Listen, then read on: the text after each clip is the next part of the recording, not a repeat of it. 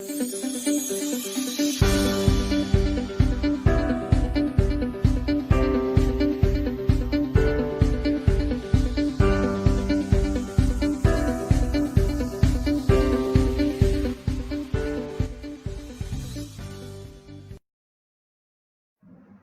aire.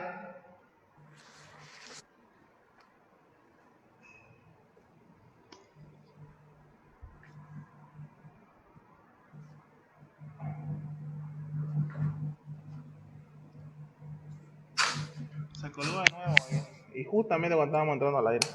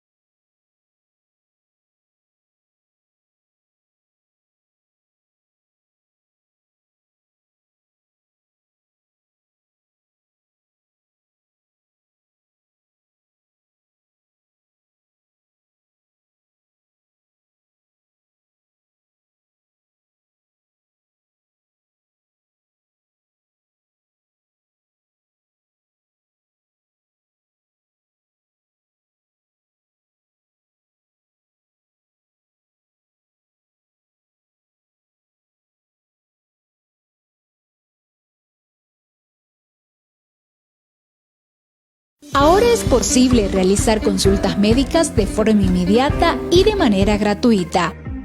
Doctora Juanita Vargas de Arce, presentamos la telemedicina, un servicio que te permite contactar con el médico estés donde estés, en un entorno seguro y privado. Visita nuestra página web www.telemedicina.uajrm.edu.bo, donde podrás agendar el horario de atención personalizada con más de 45 médicos profesionales del área de la salud. Telemedicina Doctora Juanita Vargas de Arce. La salud es de todo.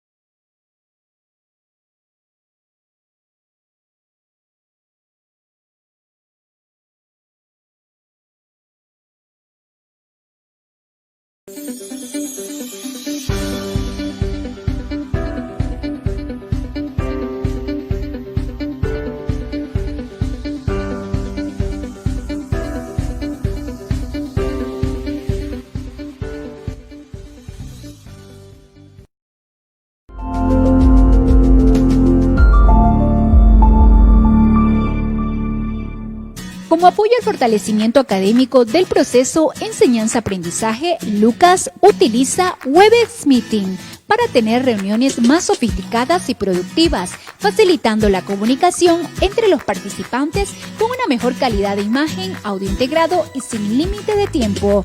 Con esta plataforma digital, Lucas puede crear una clase virtual agregando a todos sus estudiantes involucrados en la materia. Entre ellas pueden compartirse pantallas, pizarra virtual, documentos, grabar las reuniones, mensajerías y otros. También puede agendar sus próximas clases, así todos los participantes pueden estar conectados desde cualquier dispositivo y también desde cualquier lugar que se encuentren. Ahora sus clases de Lucas se realizan de manera sencilla, segura y ágil.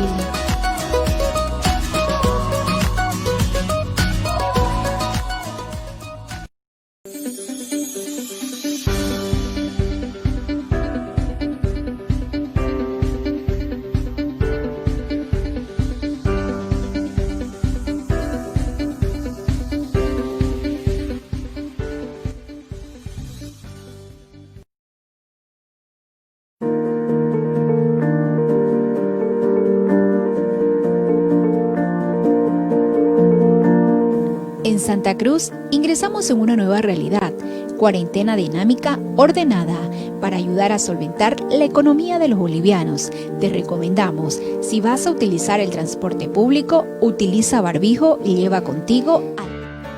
Después de mucho tiempo, volvimos a nuestro espacio laboral. Aprendimos a adaptarnos a los cambios que ahora forman parte de nuestra vida personal.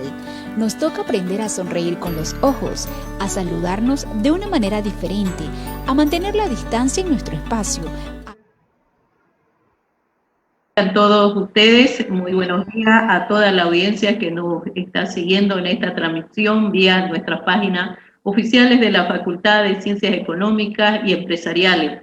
En esta oportunidad, dentro del programa Actualidad Económica, Académica, Económica y Empresarial, tenemos la grata visita, pero ante todo la presentación de un brillante profesional dentro de lo que es el marco de la academia. Y hoy día vamos a compartir con él una exposición dentro de la temática de cuál es la ideología y el rol de los recursos naturales en Bolivia. Tenemos con nosotros al doctor Martín Montero, en calidad de expositor. También nos acompaña en esta mañana el licenciado José Alberti. Brevemente, para dar inicio a esta presentación, me gustaría hacer la mención al doctor Martín Montero. Él es licenciado en Economía, es doctor en Economía de la Universidad de West de Virginia, Estados Unidos. Cuenta con un centenar de artículos indexados en revistas y publicaciones de orden internacional. Asimismo, desde el 2011 es asistente del profesor en la Universidad Americana de Beirut, en Líbano. Y en esta mañana va a compartir con nosotros. Muchísimas gracias por estar presente, poder compartir con la academia, pero ante todo con todo el público que nos viene siguiendo en esta transmisión. Asimismo, el licenciado Alberti, él es docente de la Facultad de Ciencias Económicas y Empresariales, economista de profesión, tiene estudios de pregrado y posgrado y además es también investigador y desarrolla y ha presentado artículos en diferentes revistas también internacionales. Actualmente es director de YPFB Chaco. En este sentido, estos dos grandes profesionales nos acompañarán esta mañana para compartir con el público, docentes y estudiantes, esperando que todo el aporte sea para el fortalecimiento de la formación dentro de nuestra academia. Muchísimas gracias a ambos por acompañarnos. Me gustaría brevemente, el licenciado Alberti, que salude a nuestro público que nos viene siguiendo esta transmisión y para cederle la palabra al doctor Martín para que demos inicio a esta exposición. Muchísimas gracias. Buenos días, ingeniera. Buenos días a nuestro invitado especial, al doctor Martín Montero Kusevic, que esta mañana de día de miércoles nos va a acompañar con un tema bastante interesante. Inclusive es un reciente paper que publicó él sobre ideología y recursos naturales en Bolivia. Es un paper bastante provocador en el entendido de que existen, y él ha encontrado unas relaciones entre la ideología y los recursos naturales, y obviamente están asociados al crecimiento económico, y hoy día nos va a poner en debate justamente estos temas. Yo quiero ponderar, más allá del extenso currículum de nuestro invitado, del doctor Montero, para nuestro público, él es exalumno de nuestra querida universidad, y justamente en estos espacios académicos de discusión, de reflexión, pero también hemos invitado recientemente a empresarios, emprendedores de nuestra facultad particularmente. Bueno, creo que Martín tiene un doble mérito por el entendido de que es un profesional cruceño de nuestra universidad, Gabriel René Moreno, que tiene éxito fuera del país, ¿no? Es un migrante con mucho éxito en una universidad, y lo vemos, lo seguimos, y también le agradecemos hoy día por compartir su tiempo, su conocimiento y sus ideas y reflexiones que nos va a plantear hoy día en la temática que nos concierte esta mañana. Sin más preámbulos, estimado doctor Montero, le cedo la palabra para que pueda presentarnos su exposición en el lapso de unos 30 a 35 minutos como máximo, para luego pasar a las consultas, las preguntas que nos lleguen mediante nuestra Facebook Live. Decirle a los participantes que pueden hacer llegar sus preguntas al Facebook Live de la Facultad de Ciencias Económicas, y obviamente nosotros, luego de la presentación del doctor Montero, estaríamos realizando las consultas y las preguntas. Adelante, doctor Montero, tiene la palabra. Gracias, buenos días a todos. Aquí ya son las 5:15 de la tarde en Beirut, en el Líbano. Primero que todo, agradecer a la ingeniera Juanita Borja por la invitación, y yo con gusto siempre estoy dispuesto a ayudar a mi alma mater y a colaborar en lo que se pueda. Y por supuesto también a José, me tomo la libertad de llamarlo por su nombre, porque más allá de que fuimos compañeros, también somos amigos, ¿no? Entonces, al menos con José voy a dejar la formalidad de lado. Sin más preámbulos, quiero entrar directamente al tema. Voy a compartir pantalla ahora, y por favor me avisan si pueden. Acá está. Ya. ¿Pueden verla? Sí, sí, se ve excelente. Ok, perfecto. Bueno, entonces, como decía José, este trabajo es sobre ideología en Bolivia y el rol de los recursos naturales. Y sí, también estoy de acuerdo de que es un tanto provocativo el tema, y entiendo de que la audiencia es bastante amplia, entonces voy a intentar no ahondar en detalles matemáticos, pero sin duda que finalmente tenemos que hablar algo sobre los resultados, ¿no? Entonces voy a intentar ser lo más claro y sencillo en la explicación, pero por supuesto que si surge cualquier pregunta es más que bienvenida. Bueno, a ver, ¿cuál es la idea general? Quiero plantear ahorita la idea general para que tengamos más o menos una hoja de ruta y sepamos a dónde es que estamos yendo. Yo planteo lo siguiente, planteo de que los distintos recursos naturales, ¿no? Dan lugar a distintas asociaciones de las personas o a distintas instituciones. Y estas instituciones eventualmente van a ser moldeadas o van a reforzar la ideología que existe en esa región. Entonces, por ejemplo, una persona que vive en Potosí, por dar un ejemplo, un minero, va a tener un esquema mental, una forma de pensar muy diferente al que vive en Santa Cruz, y digamos, vive de tener su chaco, de tener su ganado, ¿no? Porque lógicamente el ambiente que lo rodea, las circunstancias, el trabajo, crean una estructura mental distinta. Y yo digo, bueno, esta estructura mental distinta puede derivar en distintas instituciones y, por supuesto, en distintas ideologías. Entonces, esa es la primera parte del trabajo, ver si, en efecto, los recursos naturales han jugado algún rol en la formación de las ideologías, por lo menos en Bolivia, y luego ver si es que esta ideología ha tenido algún efecto sobre el crecimiento económico. Solamente aquí como un paréntesis, estoy ampliando este trabajo para otros países y ver, bueno, si es que se puede replicar los resultados. Un poquito para que tengamos idea del marco teórico, seguramente han escuchado la idea de la maldición de los recursos naturales, que simplemente nos dice que aquellos países que tienen mayores recursos naturales tienden a crecer menos, ¿no? O a tener un nivel de vida menor. Y claro, los típicos ejemplos son los países en África o los países mismo en Sudamérica, ¿no?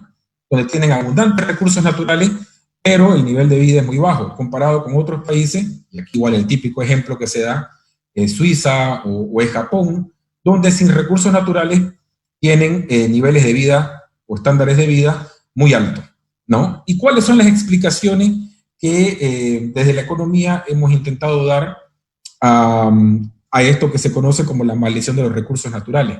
Pues básicamente son 4, ¿no? La primera es la enfermedad holandesa. En cierto modo es algo que pasó en Bolivia. Fíjense que teníamos un solo sector que exportaba bastante, que era el gas, ¿no? Cuando los precios del petróleo estaban demasiado altos.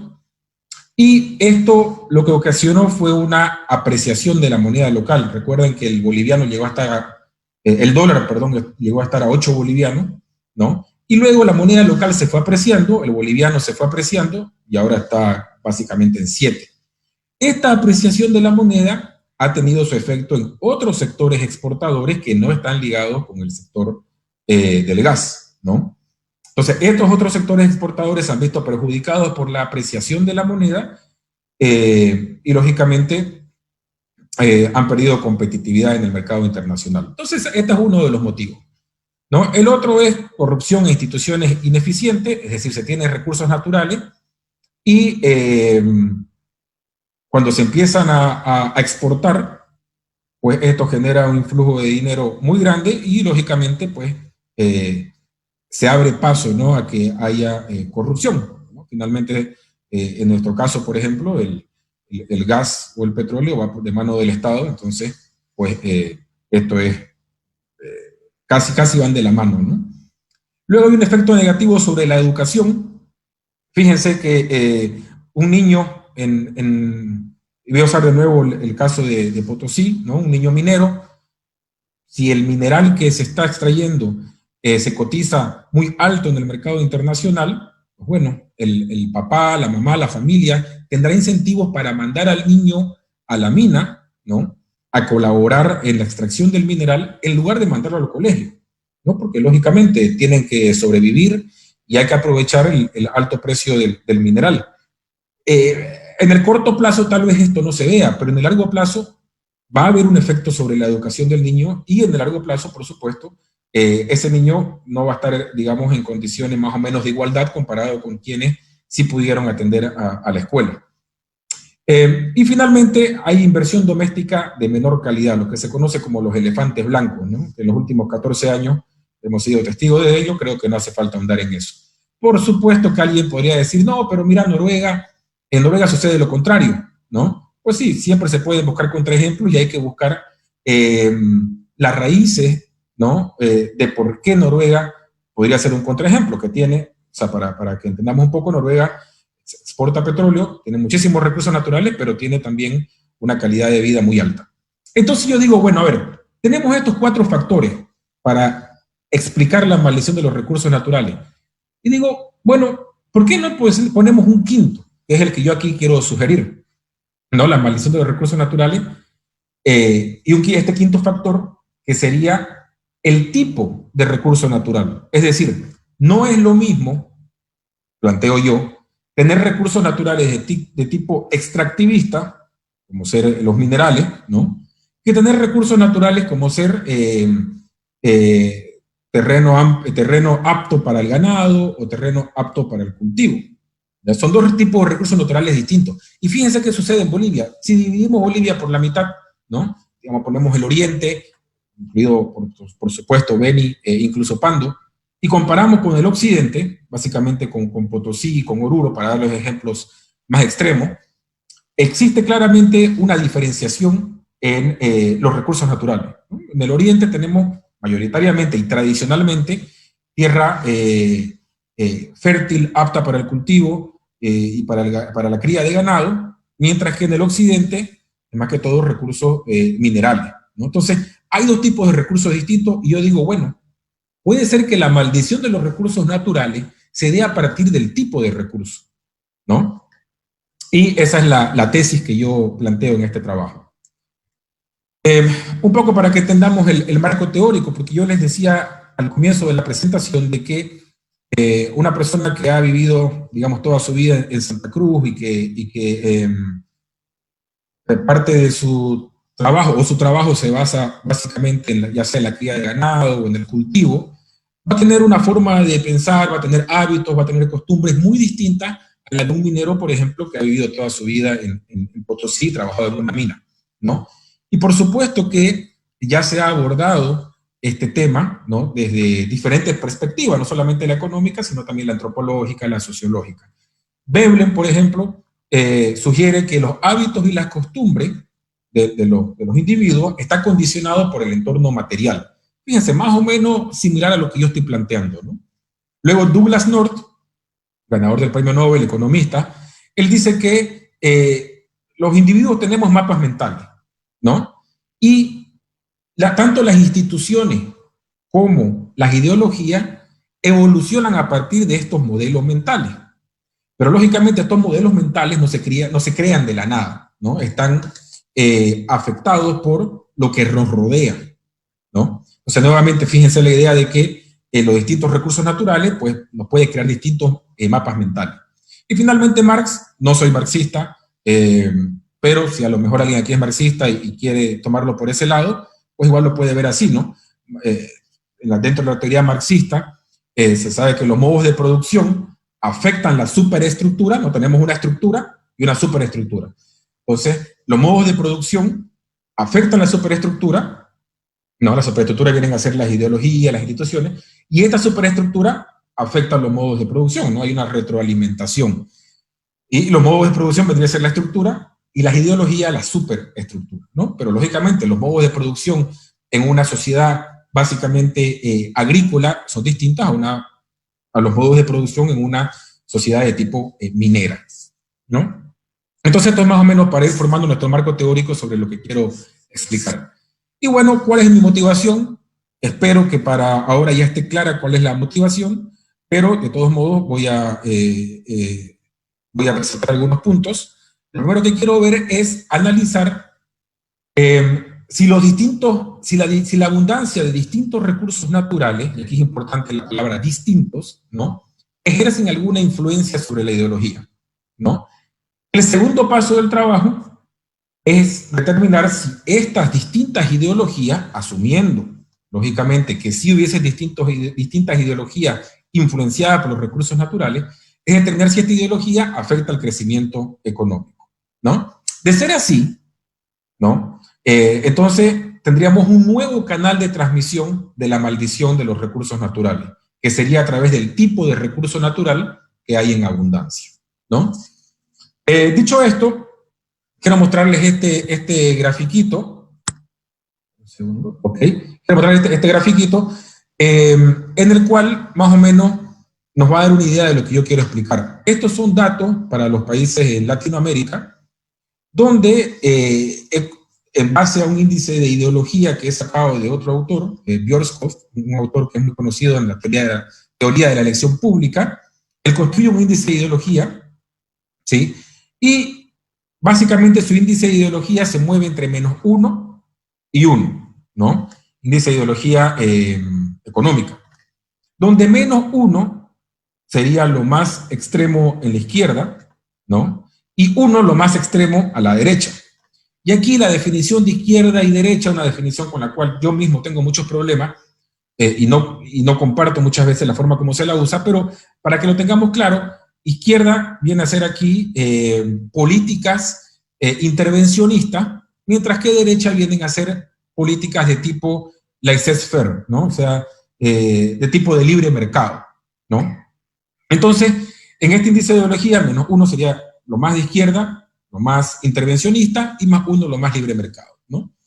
Basado en este índice, yo tomé los valores de este índice, ¿sí? Y lo puse en este gráfico con el porcentaje de tierra cultivable del total de tierra para estos países. Y vemos que hay una tendencia positiva, es decir, a mayor tierra cultivable, finalmente la tierra cultivable viene a ser un recurso natural, ¿no es cierto? A mayor tierra cultivable, nos fijamos que los países tienden a tener una ideología más de derecha. Por supuesto, esto es solamente un gráfico y no nos dice más, no nos dice el por qué, ¿no? Pero es más o menos para que nos demos una idea. Aquí tengo otro gráfico. A ver. Ok, aquí tengo otro gráfico donde ya no es tierra cultivable, sino el porcentaje de tierra agrícola como porcentaje del total de tierra cultivable, que no es lo mismo, ¿no? Y aquí nuevamente vemos que a mayor porcentaje de tierra agrícola, ¿sí? Los países, bueno, por lo menos en este gráfico, tienden a elegir políticas más de libre mercado, ¿no? Entonces ya nos da un pantallazo de por dónde va a ir esta investigación. Y finalmente aquí la renta minera como porcentaje del PIB, ¿no? Y aquí ya nos muestra algo diferente. Nos dice, bueno, a mayor porcentaje de renta minera, estos países tienden a tener un índice de ideología que va más hacia la izquierda, ¿no? Menor porcentaje de renta minera tienden más a la derecha. Y fíjense que esto ya nos da una primera idea, un pantallazo, ¿no? Porque básicamente nos dice, bueno, a ver, países que tienden a tener más renta minera tienden a tener también ideologías más de izquierda, mientras que países que tienden a tener más recursos de tipo agrícola tienden a tener ideología más de derecha. De nuevo, la definición de izquierda y derecha es la que he dado antes, ¿no? Entonces, con todo este preámbulo y con esta idea general que he querido mostrar con estos gráficos, veamos qué es lo que sucede para Bolivia, ¿no? Pero antes de eso, hay otros trabajos desde el punto de vista de la antropología, donde justamente hablan sobre la orientación cognoscitiva, que es un término que voy a emplear de vez en cuando, ¿no? Y básicamente la orientación cognoscitiva nos dice, o sea, son las reglas de juego que pueden ser formales o reglas de juego informales, ¿ok? Y lo que nos dice es que existen distintas sociedades, por supuesto, con distintas orientaciones cognoscitivas.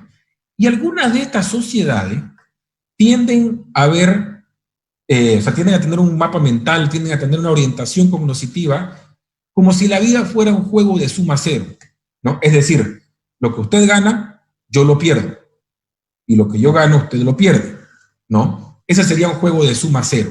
Y vamos a ver que este término de orientación cognoscitiva y sociedades que ven la vida, digamos, ¿no? Como un juego de suma cero, es importante para los resultados que yo voy a mostrar. E incluso este trabajo que estoy mostrando ahora, ¿no? Se basa en este concepto de que hay sociedades que ven la vida como un juego de suma cero, ¿no? Ahora bien, ¿qué es lo que yo hago para Bolivia? Yo para Bolivia obtengo datos desde el año 89 al 2011, ¿no? Y, de nuevo, como les decía, si dividimos a Bolivia en dos, está claro de que el Oriente tiene distintos recursos naturales a los de Occidente. Y básicamente estos dos distintos recursos naturales vienen a ser agricultura, ¿no? Es decir, la tierra fértil o la tierra para el ganado en el Oriente, contra recursos naturales extractivos como minerales en el Occidente. Entonces yo me planteo lo siguiente, digo, bueno, a ver, si yo obtengo datos para cada uno de los departamentos, ¿ya? Datos sobre agricultura, la contribución del sector agrícola al PIB, al Producto Interno Bruto, y la contribución del sector extractivo, es decir, básicamente minerales, al Producto Interno Bruto, podría haber yo, si es que estas contribuciones, tanto de agricultura como de minerales, tienen alguna incidencia en la ideología de los departamentos, esa es la pregunta. Entonces, para ello, yo obtengo datos bianuales cada 2 años, desde el año 89 al 2011, ¿no? para cada uno de los departamentos. Es decir, para Santa Cruz, por ejemplo, para el departamento Santa Cruz, obtengo datos sobre el PIB o la contribución del PIB en agricultura, ¿no? Y la contribución del PIB en extractivo. Y también pongo el sector público, ¿no? Lo mismo hago para Beni, para Pando, para La Paz, para Potosí, Oruro, Tarija, Cochabamba, bueno, para los 9 departamentos, ¿no? Ahora, ¿por qué lo hago cada 2 años? Porque lo único que he hecho hasta aquí es extraer los datos en cuanto a la contribución al PIB de agricultura, de minería y del sector público, ¿no? Pero yo necesito construirme un índice de ideología, ¿ya? Y claro, ¿qué me permite hacerlo cada 2 años? Fíjense, en Bolivia, a partir del 89, han habido elecciones básicamente cada 2 años. En el 89 hubieron elecciones presidenciales, en el 91, es decir, 2 años después, elecciones municipales, en el 93 de nuevo nacionales, o presidente, en el 95 municipales, bueno, y uno va viendo y es cada 2 años. Entonces, ¿esto qué me permite? Me permite que ver cuál ha sido la votación en cada una de estas elecciones y determinar, en base a las preferencias de los votantes, si es que ese departamento en particular ha sido más o ha elegido o ha tendido más a elegir políticas de izquierda o políticas de derecha, ¿no? Entonces, ¿cómo yo construyo este índice de ideología? Aquí están los pasos, pero lo voy a poner en sencillito, con un ejemplo. Supongamos la elección del 89, ¿no? Entonces, voy a dar un dato, aquí un ejemplo hipotético, no ha sucedido así, pero un ejemplo hipotético extremo para que nos quede clara la idea. Entonces, supongamos que en el 89, ya, Santa Cruz vota por el Partido Comunista. Es decir, todos en Santa Cruz votan por el Partido Comunista, ¿no? Ahora bien, el Partido Comunista viene a estar a la izquierda, es lo más a la izquierda, ¿no? ¿Cómo yo sé que está a la izquierda? Porque he definido izquierda como aquellas políticas que tienden a ser intervencionistas. Entonces, lo que yo he hecho para el año 89 es ver qué partidos han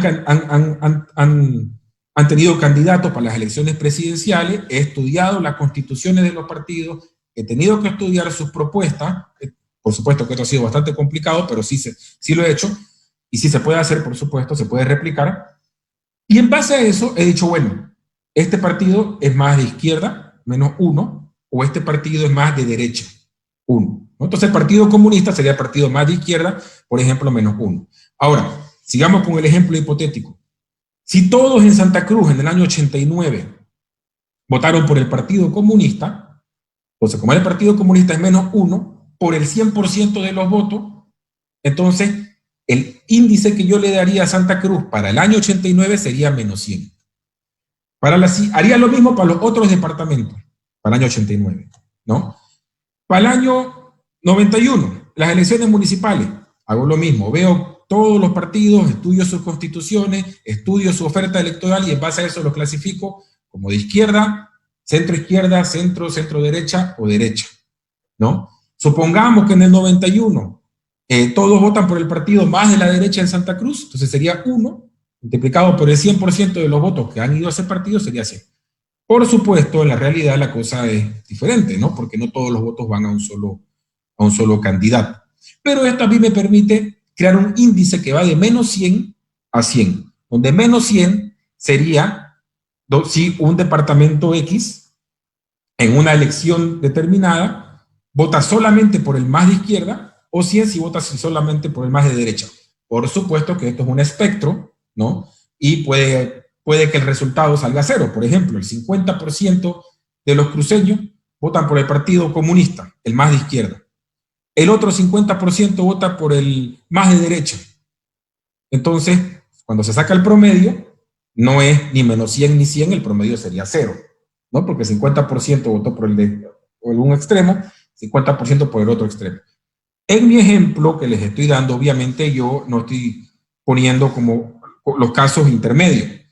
En el trabajo, por supuesto que incluye los casos intermedios, aquellos partidos que son de centro, centro-izquierda, centro-derecha, por ejemplo, CONDEPA. CONDEPA es el partido populista, pero de centro-izquierda, ¿no? Entonces su ponderación no sería menos 1, sería menos 0.5, porque ni es la extrema izquierda, ni es el centro, que sería 0. Entonces sería menos 0.5. Entonces en base a esto me construyo un índice de ideología. Y luego este índice de ideología lo clasifico de la siguiente forma y digo, bueno, si el departamento X, digamos Santa Cruz, en la elección del 89, su índice estuvo entre menos 50 y 100, entonces le voy a poner un número 1.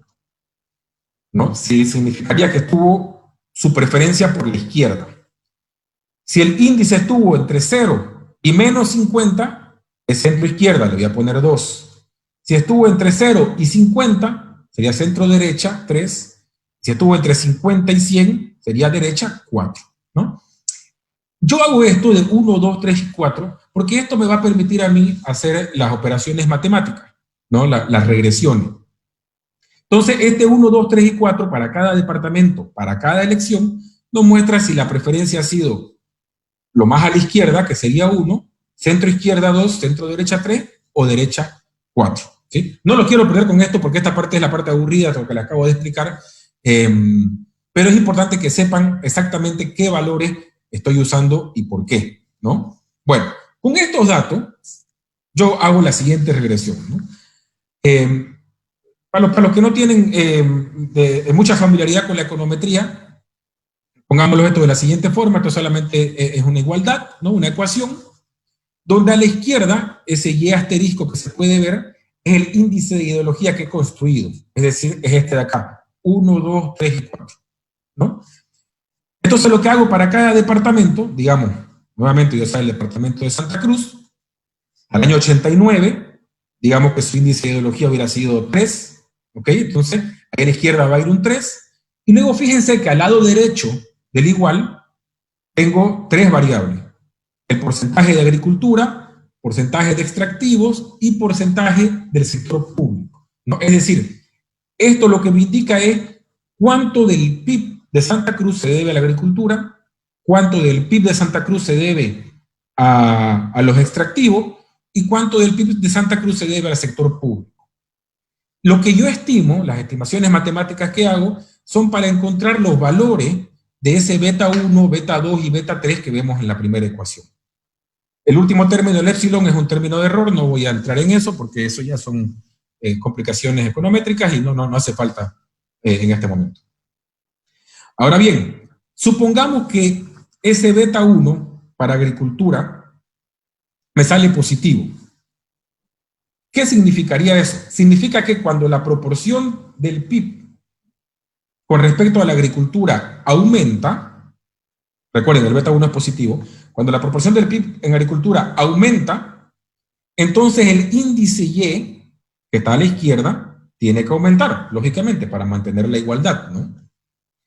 Entonces la Y tiene que aumentar. ¿Qué significa que la Y aumente? Para recordarle, cuando la Y aumenta, significa que las sociedades tienden a ser más de libre mercado en sus preferencias electorales, y cuando la Y disminuye, tienden a ser más de izquierda, ¿no? Más intervencionista. Del mismo modo, si ese beta 1 fuese negativo, significa que cuando la proporción de agricultura con respecto al PIB aumenta, el Y que está a la izquierda disminuye. Es decir, a mayor porcentaje o a mayor proporción de agricultura en ese departamento, las tendencias van a ser más izquierdistas, ¿no? Más intervencionistas. Este es un primer modelo que yo hago. Ocupo 2 técnicas distintas, un modelo lineal de probabilidad y una regresión logística. No voy a entrar en eso, pero sí les voy a mostrar obviamente los resultados. Un segundo modelo, yo divido lo extractivo en 2. Y digo, bueno, a ver, en extractivo tenemos minerales, ciertamente, pero también tenemos petróleo, ¿no? Entonces, ¿hay alguna diferencia aquí entre uno y otro? Porque claro, si volvemos al marco teórico, ¿no? Los mapas mentales, ¿no? Nuestras tradiciones, nuestra orientación cognitiva, se va forjando a través del tiempo, ¿ya? Y el petróleo es relativamente nuevo, ¿no? En el uso industrial. Entonces, digamos que no hemos dado demasiado tiempo al petróleo como para que nos afecte por lo menos de una manera sustancial nuestra orientación cognitiva. Por lo menos eso planteo yo. Hay que ver el resultado, ¿no? Y finalmente la tercera ecuación, en la que digo, bueno, a ver, intentemos este otro modelo, a ver si es que los resultados anteriores son consistentes. ¿Cuáles son los resultados? Antes de entrar a los resultados, aquí van a ver unas estrellitas al lado de los resultados, ¿no? 3 estrellas, 2 estrellas, 1 estrella. Sin entrar en complicaciones técnicas, 3 estrellas significa que estadísticamente hablando, ese resultado es distinto de 0. O sea, a ver, tal vez esto que voy a decir no es técnicamente correcto, pero la intuición sí es correcta. 3 estrellas significa que puedo confiar en ese resultado, ¿no? Debajo hay unos resultados en paréntesis, no los vamos a mirar, pero si hay un resultado con 1 estrella, significa que igual puedo confiar, aunque, digamos, la confianza es un poco menos, ¿no? Entonces, 3 estrellas que puedo confiar mucho en ese resultado, 2 estrellas que puedo confiar, 1 estrella también puedo confiar, pero si veo algún resultado sin estrella que definitivamente no puedo confiar en ese resultado estadísticamente hablando. Bueno, ahora que nos muestran estos resultados, fíjense en el modelo 1. En el modelo 1 yo dije, bueno, vamos a poner simplemente agricultura y extractivo en el lado derecho de la ecuación, o sea, acá, fíjense la ecuación 1, no pongo sector público, ¿no? Y a la izquierda está el índice de ideología. Y fíjense que agricultura me da un valor positivo de 0.157. ¿Qué es lo que esto me dice? Esto me dice que cuando la proporción de agricultura en el PIB del sector agrícola aumenta, esas sociedades tienden a elegir política más de derecha. Y fíjense en extractivo, es negativo, ¿no? Es decir, mientras las sociedades tienen mayores recursos extractivos en relación al PIB, tienden a elegir políticas más de izquierda. Y ya claro, este resultado uno lo puede asociar con los gráficos que les mostré al comienzo y más o menos van de la mano. En el segundo modelo, ya incluyo el sector público, fíjense que para agricultura, 0.159, muy parecido al resultado del modelo 1. Es positivo y estadísticamente significativo, tiene 3 estrellas, lo cual significa lo mismo que antes, ¿no? Si las sociedades tienen más recursos agrícolas con respecto al PIB, tienden a elegir política más de derecha. El extractivo es negativo, ¿no? Y el sector público, fíjense que también es negativo, ¿no? Lo cual se explica porque, claro, si el sector público de pronto me va a dar mi bonito y el sector público me va a contratar en su empresa, lógicamente el sector público se está agrandando, pues yo voy a votar por políticas que agranden el sector público, porque lógicamente me estoy beneficiando, ¿no? En el modelo 3, es el modelo que yo les decía, donde separo minería y petróleo, primero sin el sector público, y el resultado nuevamente es muy similar. Para agricultura 0.159, significativo. Para minería negativo, también significativo, mientras que petróleo, tal como yo les decía en mi hipótesis inicial, parece que no tiene incidencia sobre la ideología, pero la minería nuevamente se ve que es negativa, ¿no? Con respecto a nuestro índice, lo cual significa, como les explicaba, que a mayor minería, pues las sociedades tienden a ser más de izquierda. Y el modelo 4, que bueno, incluyo el sector público y nuevamente saco resultados muy similares. En esta otra tabla, básicamente hago los mismos modelos, pero con otra técnica. Este es un modelo lineal de probabilidad. No voy a entrar a explicarlo, solamente es suficiente con decirles de que los resultados, a pesar de que es otra técnica, los mismos datos, por cierto, mismos datos, otra técca econométrica, pero son similares. Los resultados son cualitativamente idénticos, aunque cuantitativamente, por ser otra técnica, lógicamente son diferentes, ¿no? Y esta otra tabla 3, en la cual nuevamente hago otros modelos y siempre obtengo los mismos resultados, ¿no? Básicamente, las regiones cuyo sector agrícola tiende a ser más grande, tienden a elegir políticas más de libre mercado. Y las regiones cuyo sector minero es más grande, tienden a elegir políticas intervencionistas. Bueno, entonces esta es la primera parte, digamos, del modelo, ¿no? Que era la parte difícil en realidad. Y básicamente lo que hemos concluido aquí es que, en efecto, parece ser que los mapas mentales, las instituciones, la ideología, se ven afectadas de forma distinta dependiendo del tipo de recurso natural. Obviamente yo tengo una hipótesis esto del por qué, que lo voy a explicar más adelante. Y ya la segunda parte es ver si es que la ideología tiene un efecto sobre el crecimiento. Para ello es un modelo de convergencia. No voy a ahondar en los detalles nuevamente, pero aquí es suficiente con decir lo siguiente. Hago una ecuación, una regresión, y en el lado izquierdo de mi regresión lo que yo tengo es el PIB per cápita de los departamentos, mientras que en el lado derecho tengo varias variables, incluyendo la variable de ideología. Entonces, de esta forma vamos a ver cómo es que ideología afecta el crecimiento económico, ¿no? Son los mismos datos de antes, solamente he incluido dos datos nuevos, que son el nivel de escolaridad y el índice de pobreza, y aquí están los resultados. Para que no nos perdamos con los resultados, hay tres cosas aquí que son importantes recalcar. Primero, si vemos la ideología política en cualquiera de los 4 modelos, vemos que tiene un resultado positivo. Es decir, a medida que la ideología política crece, ¿y qué significa que crezca? En los datos que tenemos.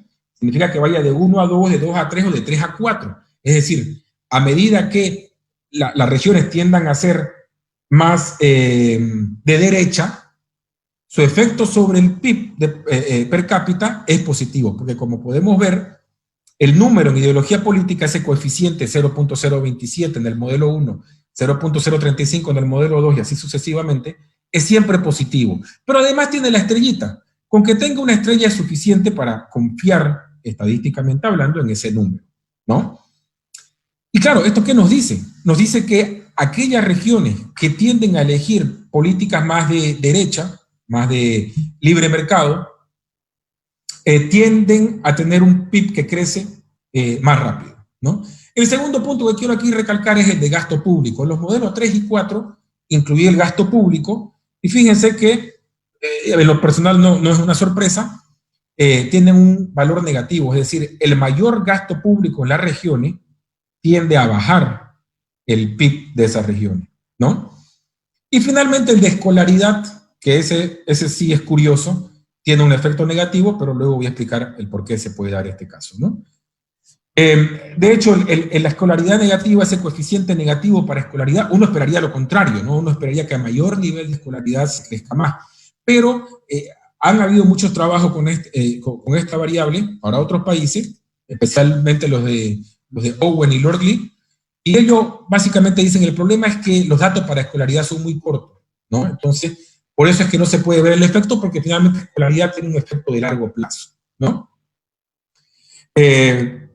Y bueno, ya casi para concluir, y más o menos, porque claro, tenemos los resultados, pero yo necesito contarles una historia, necesito explicarles el por qué yo creo que estos resultados son así desde un punto de vista económico, ¿no? Y yo básicamente digo, bueno, hay dos efectos, ¿no? Un efecto directo y un efecto indirecto. ¿A qué me refiero con esto? Nos hemos dado, bueno, los resultados han mostrado que aquellos departamentos que tienden a ser agrícola, ¿no? Tienden a ser más de derecha, ¿no? Y la ideología más de derecha tiende a tener un efecto positivo sobre el crecimiento económico.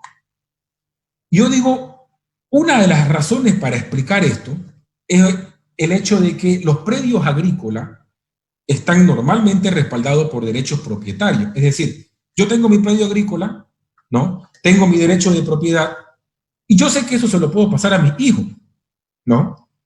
Entonces, como sé que se lo puedo pasar a mis hijos, yo tengo incentivo para cuidar la tierra, para mejorar con maquinaria, ¿no? Para no sobreexplotarla, para no chaquearla y mandarme a cambiar. No, porque sé que eso lo puedo pasar.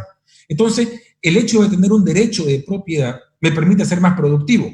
No sucede eso con las minas, porque finalmente, si uno se pone a pensar, ¿no? En la mina está la vena, digamos, del mineral. El minero va, saca el mineral, y cuando la veta se acaba, pues bueno, se mandan cambiar y ya está, ¿no? Aún si tuviesen derechos propietarios sobre una veta minera que ya no está dando mineral, ¿cuál es el punto de volverla más productiva, ¿no? Eso no sucede con los predios agrícolas que tienen derecho propietario y se pueden traspasar a futuras generaciones. Y luego hay un efecto indirecto, es decir, las sociedades que son más de derecha tienden a crecer más porque seleccionan políticas que garanticen derechos de propiedad sobre las tierras, pero además seleccionan políticas que tienden a ser más de libre mercado.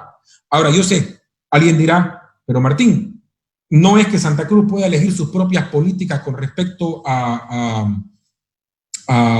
Oruro o a Potosí, lo cual es cierto. Pero cuando cuando hablamos de mapas mentales y cuando nos referimos a la orientación cognoscitiva, nos referimos también a las reglas del juego informales. O, por dar otro ejemplo, que es un ejemplo que a mí me gusta dar, piensen en la CAINCO, ¿no? Uno puede estar de acuerdo o no con lo que hacen en la CAINCO, ese es otro tema. Pero la CAINCO tiene más de 100 años, ¿no? Hace 100 años Santa Cruz, ¿qué era? Era una villa, Santa Cruz era una aldea. No nos gusta o no, Santa Cruz era una aldea. Pero claro, ya había una visión de, bueno, ¿saben qué? Queremos libre mercado, asociémonos, creemos una CAINCO, ¿no? Y claro, alguien en esa época habrá podido pensar, pero si ustedes son una villa, o sea, ¿qué es lo que quieren? No se trata de eso, se trata de crear una institución, ¿no? Que promueva el libre mercado, que promueva la industria, ¿no? Entonces, ya hay un mapa mental distinto, ¿no? Y claro, cuando hablamos de estas políticas, no me refiero solamente a políticas de gobierno que uno elige, sino a las instituciones que se forjan a partir de estas orientaciones cognitivas diferentes, ¿no? Entonces, ya para concluir, ¿no? Para cerrar, el tipo de recurso natural, por lo menos lo que ha demostrado mi investigación, y no quiero decir que mi investigación es conclusiva y que aquí se acabó este tema, no, por supuesto que se tiene que hacer más investigaciones, pero creo yo que hay cierta evidencia para mostrar que el tipo de recurso natural abundante podría influenciar las preferencias de política de los votantes porque se crean distintos mapas mentales, distintas formas de pensar. Y claro, como en una mina yo no tengo el derecho propietario, mientras que con mi pedazo de tierra sí, entonces lógicamente van a surgir distintas instituciones. De este modo, sociedades con recursos agrícolas abundantes tenderán a ser más de derecha, y aquellos con recursos extractivos tenderán a ser más de izquierda. Y de aquí se puede sacar que la maldición de los recursos naturales es más proclive en sociedades con abundantes recursos naturales de tipo extractivo, ¿no? Porque finalmente la tierra, a quien la trabaja, pues le va a seguir dando fruto, ¿no?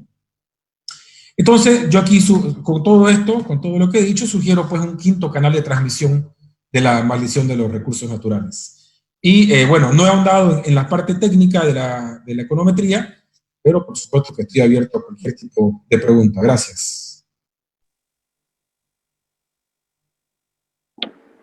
Muchísimas gracias, doctor.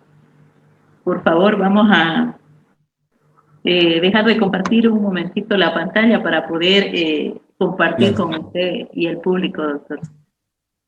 Vamos a sacar. Perfecto. Bien. Muy pertinente la investigación. Felicidades en nombre de la institución. Previamente voy a ceder la palabra al licenciado José Alberti para poder compartir con usted algunas inquietudes que está teniendo el público, como también de nuestro moderador de esta oportunidad. Licenciado José Alberti, por favor. Gracias, ingeniera. Buenos días. Primero, felicitarlo, brillante la exposición. Gracias por compartir tu investigación, Martín, que, como dije al principio, bastante provocadora, porque si bien los economistas entendemos cuáles son de algunas de las razones de que por qué un país es rico y otro pobre, o por qué son unos prósperos y otros no, y uno de ellos justamente es este tema de la maldición de los recursos naturales. Y creo que para Bolivia se ha convertido en un lastre desde la historia de la República. Y hoy día tú nos traes a colación una nueva idea, una nueva, digamos, línea de investigación muy cualitativa que podía estar arraigada especialmente en la ideología, ¿no? Porque la pregunta también podía ser por qué si Bolivia es pobre, pero dentro de Bolivia hay muchas diferencias de desarrollo y crecimiento entre departamentos, ¿correcto? Y una de esas es entre Santa Cruz y Potosí, y Potosí tiene casi la misma edad de la República, inclusive antes de desarrollo económico y social, Sin embargo, Santa Cruz, por lo menos lo que nos dicen los economistas historiadores, tiene un poco más de 50 años su historia de crecimiento económico. Entonces, creo que esa línea de investigación es muy provocadora y creo que podría, a partir de esta exposición y este paper que nos ha compartido, alentar a nuestros profesores investigadores, a nuestros estudiantes, para que puedan profundizar en esta línea de investigación. Yo quisiera permitirme hacerte un par de preguntas. He tomado un par de Facebook, también he elaborado algunas.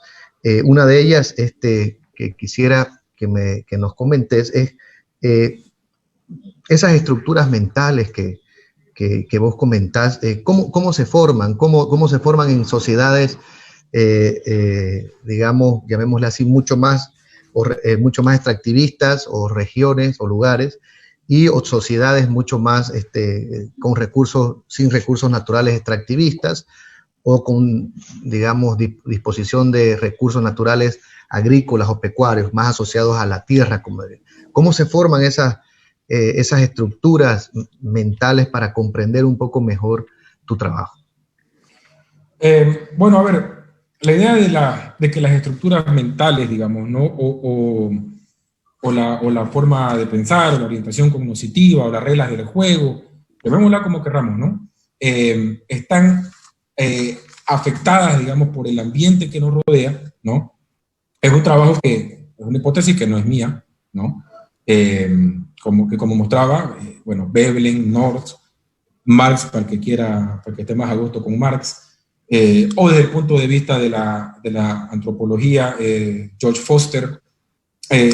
Digamos, lo que ellos dicen es, bueno, un individuo, ¿no?, nace y lógicamente ya hay instituciones, ¿no?, que de una u otra forma le van a ir afectando la forma de pensar, ¿no?, o por lo menos lo van a ir guiando hacia cierto camino. Eso no significa que quien nace en Santa Cruz va a atender a políticas de derecha, ¿no?, o quien nace en Potosí va a ser un consumado izquierdista. Por supuesto que no. Finalmente, las sociedades como tal, la sociedad es un abstracto, ¿no? O sea, y la sociedad no es que la sociedad piensa, ¿no? Al final son los individuos, ¿cierto? Pero estos individuos se ven afectados por el ambiente en el que viven. Ahora bien, algo que es importante aquí recalcar, y creo que el resultado con respecto al petróleo, digamos, va en esa línea, es que toma tiempo para que estas estructuras mentales cambien, ¿no? No es que se cambie de la noche a la mañana, ¿no? Entonces, a lo mejor nosotros tenemos una estructura mental en modo general muy similar a la de nuestros padres, pero ya tal vez nuestros nietos tengan una estructura mental, incluso en lo general, un tanto distinta, ¿no?, a la de sus padres, o nosotros con nuestros abuelos. Entonces, cuando uno habla de estas estructuras mentales, tiene que tener en cuenta que es un proceso lento, ¿no? Es decir, años y años de extractivismo en Potosí, años y años del cultivo bueno, por ejemplo, de la caña en Santa Cruz, ¿no? La caña no es originaria de Santa Cruz, viene de Asia, pero ya en época de la colonia, en Santa Cruz se hacía caña, ¿no?, y la melaza.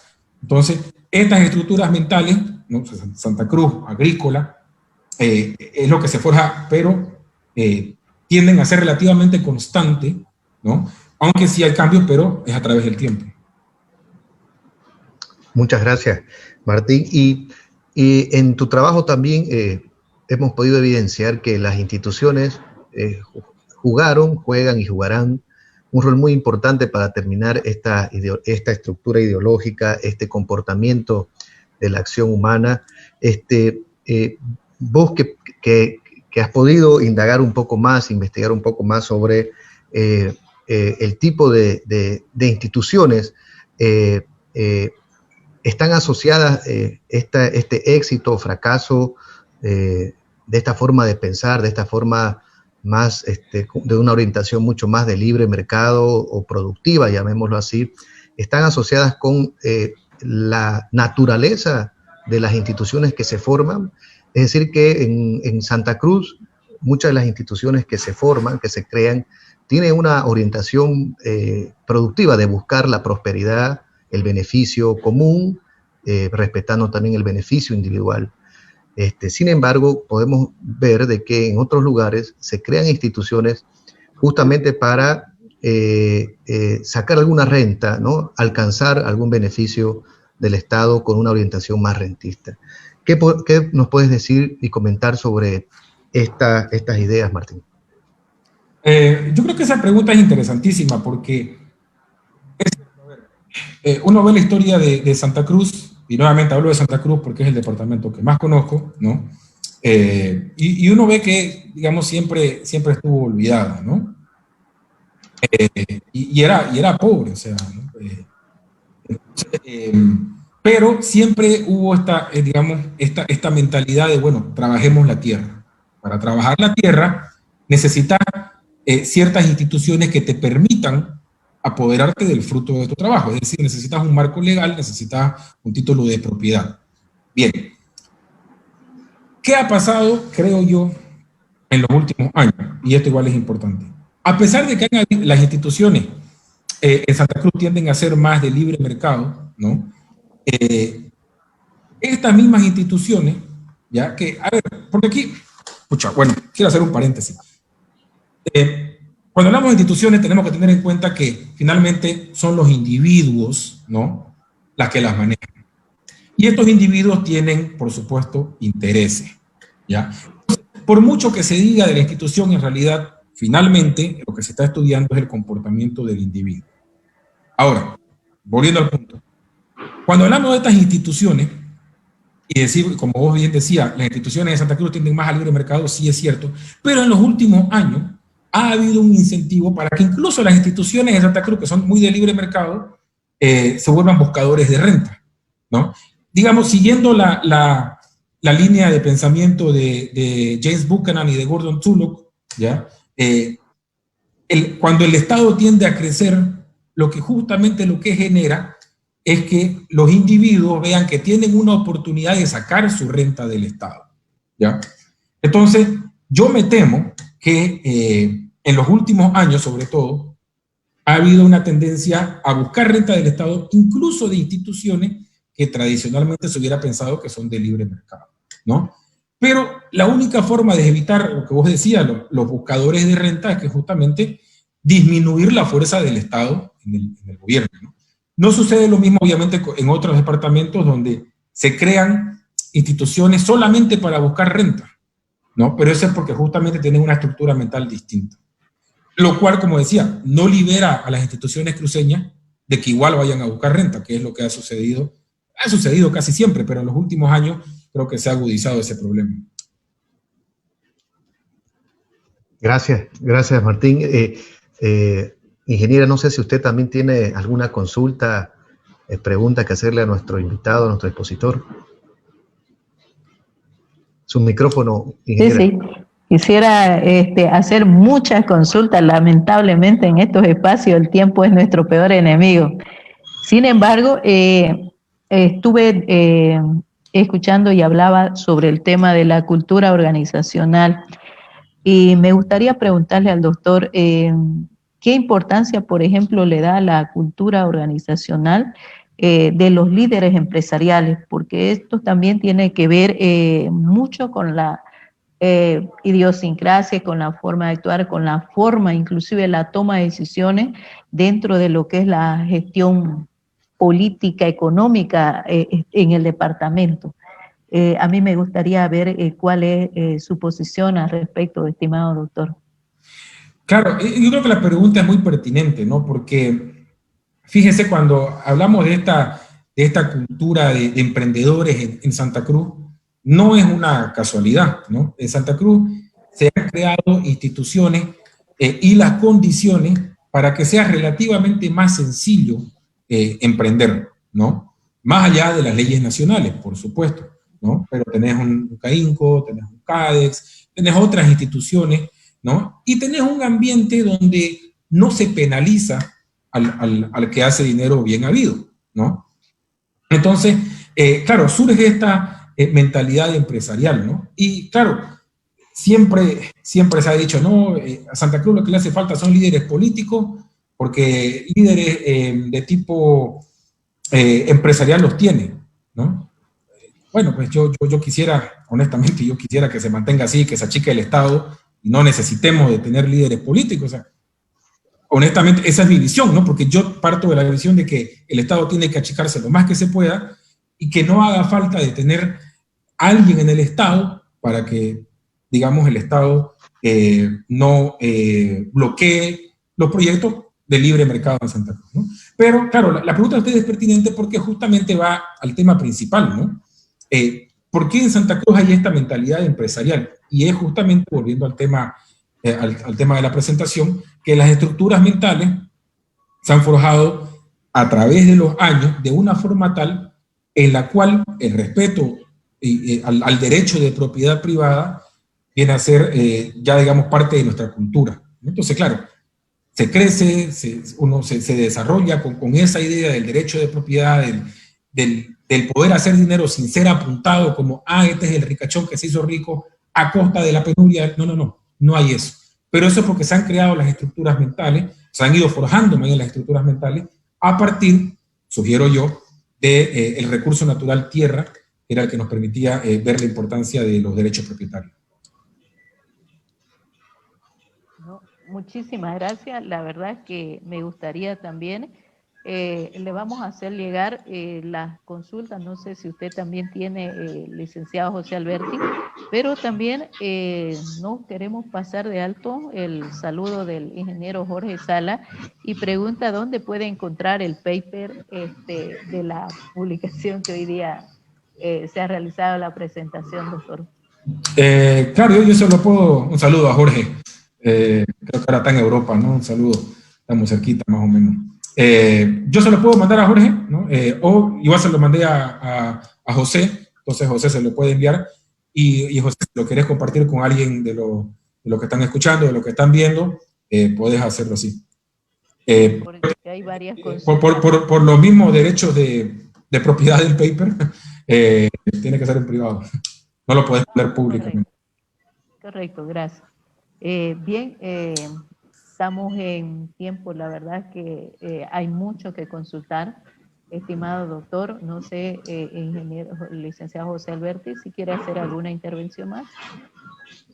No, profesora, simplemente agradecerle a Martín por su tiempo, brillante la exposición, aparte amena hablar un tema tan espinoso, tan complejo como el tema de la ideología y lo que nos presenta su línea de investigación. Muchísimas gracias, Martín.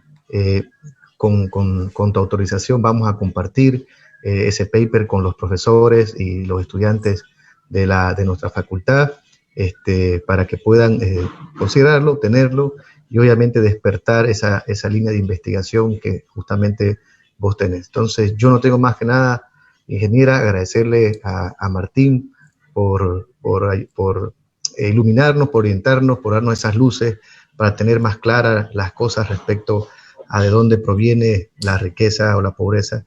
Y creo que este paper aporta y orienta en ese sentido. Muchas gracias, Martín, y también a usted, ingeniera, por la iniciativa. Gracias.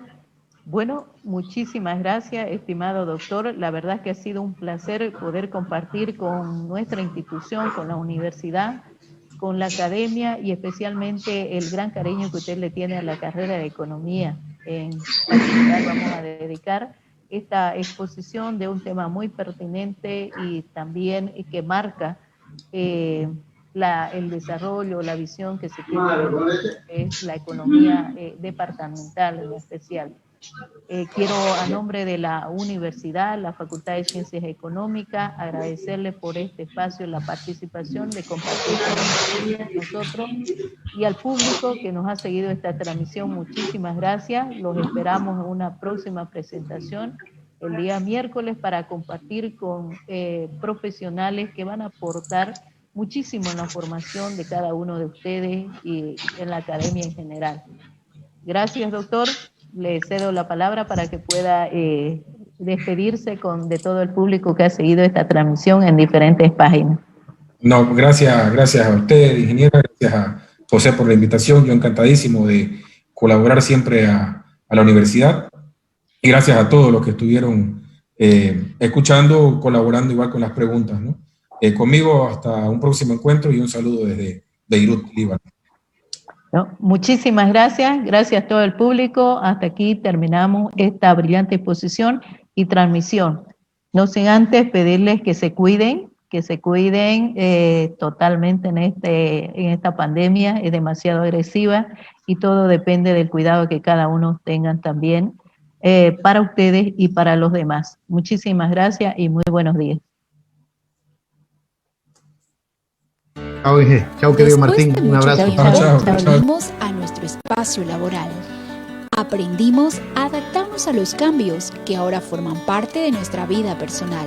Nos toca aprender a sonreír con los ojos, a saludarnos de una manera diferente, a mantener la distancia en nuestro espacio, a cuidarnos y a cuidar a los demás. Hemos vuelto a trabajar en nuestro espacio laboral. Son tiempos difíciles, pero no complicados.